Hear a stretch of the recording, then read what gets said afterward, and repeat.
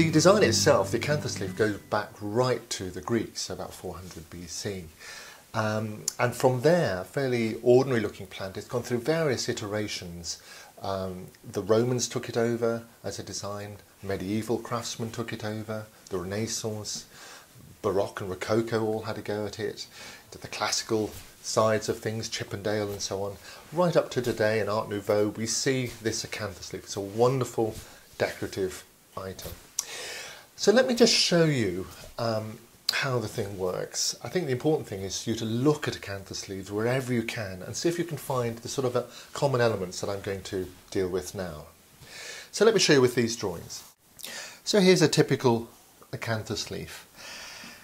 If you look, you can see that there's a middle line here, a flowing sort of middle line that comes right up the leaf. There's always a centre vein somewhere in the acanthus leaf. Even if you're only seeing half the leaf, there will be this centre vein. Then everything else, all these other leaves, come off as if it's flowing. There's no hard angles like this on an acanthus leaf. Everything's flowing off. So this midline here comes off like this. This one comes off the vein like this. So everything's splaying out like that. The lobes themselves, these are lobes, they're often divided into little groups. So here's a group of three, one main one, two side ones, one main one, two side ones, and so on. That's a very common feature. So these are the junctions between the leaves, and they too aim down. So there's a sort of hidden architecture here, a sort of hidden architecture. Although you can't see it, everything is flowing down the leaf. That's really, really important, this fluid quality. An end like this, a volute, is, I've put that there because you need some way to stop this leaf. Normally that would be joined into something else, but a volute is a very common way of ending. If you look at this leaf now, this is more of a Roman type. Here's the centre vein again. Here are the lobes coming off, all of them coming off at a nice sort of fluid splay like this. But where one leaf overlaps the other leaf, like this, you end up with this little hole here.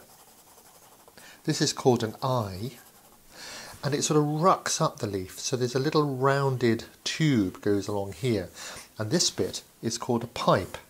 And that pipe also heads down the leaf. So everything, again, this hidden architecture, all the junctions are heading down the leaf. So this is an eye, and sometimes the leaf can be more open so that the leaves come like this, and it would be a sort of open eye.